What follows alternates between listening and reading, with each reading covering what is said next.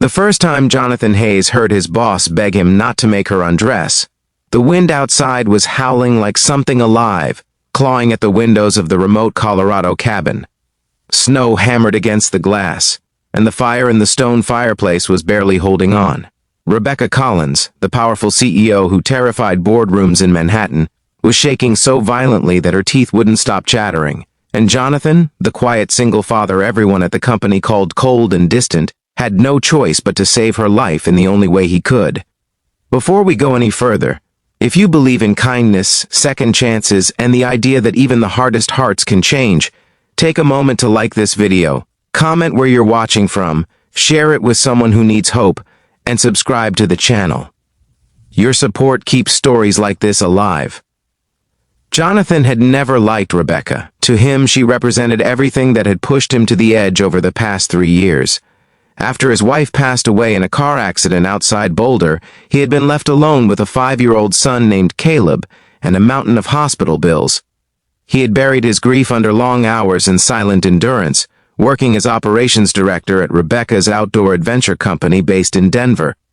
Rebecca was brilliant, driven, and ruthless. She demanded perfection. She didn't tolerate weakness. When Jonathan requested flexible hours to attend Caleb's school therapy sessions, she approved them without warmth, as if granting a business concession rather than acknowledging a broken father trying to hold his world together. When Rebecca announced that senior leadership would attend a winter retreat in the Rockies to build resilience, Jonathan almost declined. Caleb had a fever that week, and leaving him with his elderly neighbor felt wrong.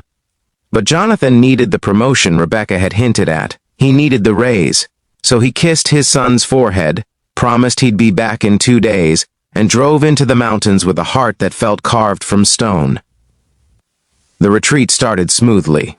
Executives laughed around bonfires, toasted marshmallows, and pretended they weren't checking emails under the table. Rebecca seemed in her element, leading hikes through snow-covered trails as if conquering nature itself. But on the second afternoon, everything changed. A sudden blizzard rolled in faster than forecasted. The group was split across different trails. Jonathan and Rebecca had been inspecting a distant ridge when the storm swallowed the sky in white. They managed to reach an old ranger cabin listed on the company's property map, but by then Rebecca was soaked. She had slipped near a frozen stream, plunging one leg into icy water. The temperature dropped rapidly, and the wind tore through her expensive thermal gear as if it were paper. Jonathan locked the cabin door behind them, hands steady despite the chaos, and assessed the situation with the calm of someone who had already survived the worst kind of loss. Rebecca tried to maintain composure, but her lips turned pale blue. She insisted she was fine. She tried to stand tall, CEO even in crisis, but her body betrayed her. She began to shiver uncontrollably, then stumble. Hypothermia wasn't a dramatic movie scene. It was quiet and deadly. Jonathan had learned about it years ago during a wilderness safety course. Wet clothes had to come off. Warmth had to be restored immediately. When he told her that she needed to remove the soaked layers, panic flashed in her eyes. The powerful executive who commanded hundreds of employees looked suddenly fragile, almost childlike. She pleaded with him not to make her undress, humiliation and fear blending together. It wasn't about modesty alone. It was about control. Rebecca Collins had never been vulnerable in front of anyone. Jonathan didn't respond with irritation or authority. He simply moved with purpose. He turned his back, gave her privacy, and handed her a thick wool blanket from the cabin trunk. He kept his voice calm and even, explaining each step as if guiding someone through a storm they couldn't see. When her fingers grew too numb to work the zippers, he helped carefully, respectfully, focused only on survival. He wrapped her in dry blankets, built the fire higher, and sat near her to share body heat through layers of fabric, careful and distant but present. Hours passed as the storm raged. Rebecca drifted in and out of clarity. At one point she began to mumble about her father, a steel magnate who had taught her that weakness was unacceptable. She confessed, through chattering teeth, that she built her empire because she never wanted to feel powerless again. Jonathan listened. For the first time, he saw not a tyrant in a tailored jacket, but a woman who had armored herself against a world that had once hurt her deeply. In the dim orange glow of the fire, Rebecca asked him how he stayed so composed. Jonathan stared into the flames and admitted that after losing his wife, fear had already done its worst to him.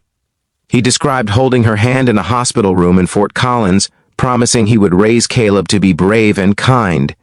He told Rebecca that when you survive watching the person you love slip away, a snowstorm feels small by comparison. His voice did not tremble. It carried the weight of truth. Something shifted in that cabin. Rebecca's breathing steadied. The violent shivering eased. Jonathan fed the fire through the night, refusing to sleep. He checked her pulse, adjusted the blankets, and whispered steady reassurances whenever she drifted toward panic. The cold single dad who rarely smiled at company gatherings became a guardian against the dark. By morning, the storm had passed. Rescue teams reached the cabin, alerted by GPS signals from their devices. Rebecca was rushed to a hospital in Colorado Springs for observation. Jonathan returned home immediately after giving his statement, exhaustion heavy on his shoulders. He expected things to return to normal. He expected Rebecca to bury the incident under corporate efficiency. But 3 days later, he was summoned to her office in Denver. This time, the air felt different. Rebecca stood by the window, sunlight pouring over the skyline. She looked smaller somehow, softer. She thanked him, not as a CEO issuing formal gratitude, but as a human being who understood how close she had come to losing everything. She admitted that she had judged him unfairly. She had mistaken his quiet grief for indifference. Over the next weeks, the company began to change. Policies were revised to prioritize mental health and family support. Flexible schedules became standard rather than special favors. Rebecca established a foundation in Jonathan's late wife's name to support outdoor safety training for single parents. Employees noticed the difference. They whispered about the blizzard in the cabin, about how something inside their iron-willed leader had thawed. Jonathan received the promotion he needed, but more importantly, he gained something unexpected: respect rooted in shared humanity. Rebecca visited Caleb's elementary school one afternoon to donate winter gear for underprivileged students. She knelt to Caleb's level, telling him his father was the bravest man she had ever met. Jonathan watched from a distance, heart full in a way he hadn't felt since before tragedy reshaped his life. He realized then that saving Rebecca had not only been about preventing hypothermia, it had been about stripping away emotional armor, about confronting fear without pride. In that frozen cabin, two lonely adults had faced the cold together, and both had emerged changed. As you reflect on this story, if it has stirred something inside you, please take a moment to like, share, and comment. Stories of compassion and second chances deserve to travel far, and your engagement helps them reach hearts that may be silently struggling. Before this story ends, please comment the word hope if you believe even the coldest moments in life can lead to warmth and transformation. Jonathan still considers himself a quiet man. He still wakes some nights missing the woman he lost. But now, when he looks at the mountains rising beyond his home, he doesn't see only danger or grief. He sees resilience. He sees the night he chose courage over discomfort, compassion over distance. And somewhere in a high-rise office overlooking Denver, a once unyielding CEO carries a memory of a snowbound cabin and a single father who proved that true strength isn't about control. It's about showing up when someone's life depends on it, even if it means stepping into the cold.